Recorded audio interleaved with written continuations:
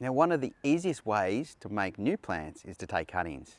Now, a cutting is essentially a piece of plant material from a plant that you wish to actually propagate. Now, taking cuttings is quite easy, and it's really good way of propagating when a particular variety is really hard to grow from seed.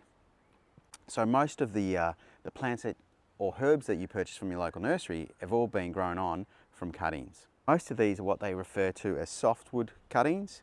There's softwood and hardwood cuttings. Now, you take most of your softwood during spring through to summer, so most of your herbs. On the other hand, if you're wanting to take a hardwood cutting from things like roses or fruit trees, like fig trees for example, you would take it when it's dormant in winter.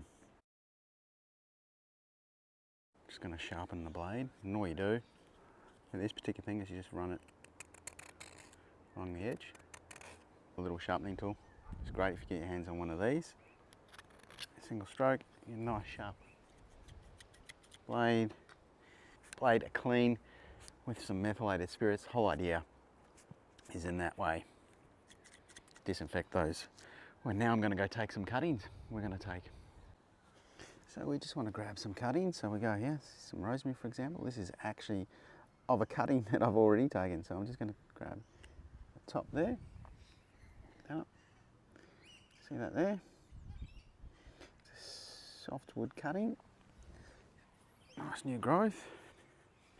So what we do is we just remove the bottom section of the softwood cutting we've taken here. This is rosemary, okay? And I'm just going to grab my secateurs.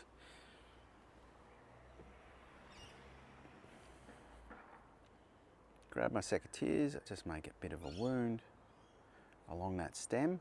That helps stimulate new growth and hopefully the formation of roots. I also will take the top off. And the reason being is I want to give that cutting the best possible chance to strike. If I've got all that foliage above there, that's going to wilt, and the sun is going to draw all the moisture out of the plant. So by limiting the amount of foliage, it's not going to require as much water, but I'm still leaving enough leaves there to actually, for the plant to photosynthesize.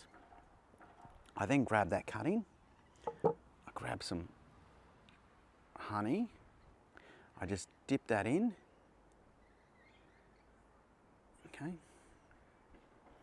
Dip that in the honey. The reason I use honey, honey has antibacterial properties.